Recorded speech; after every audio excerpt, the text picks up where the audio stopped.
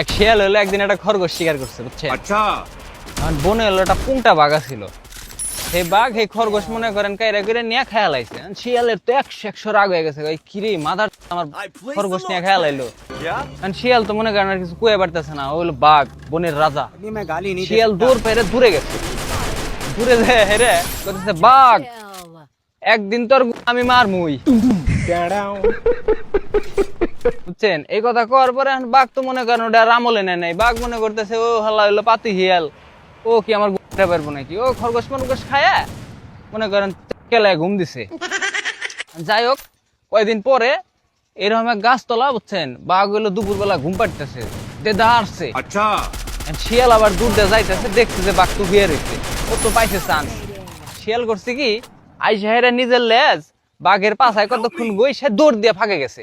ফাঁকে যেতে চিল্লা গেছে, "এ, বাঘের গোয়াছি রে, বাঘের গোয়াছি।"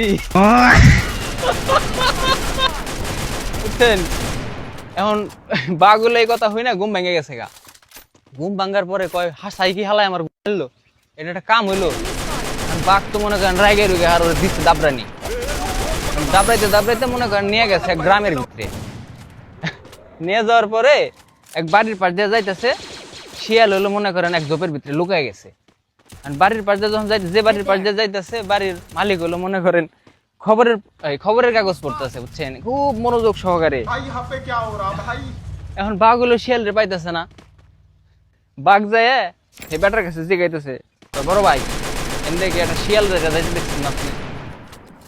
এখন বেটা পত্রিকার থেকে মুকুটা কইতেছে, কয় কে শিয়াল কি তোমার মারছে?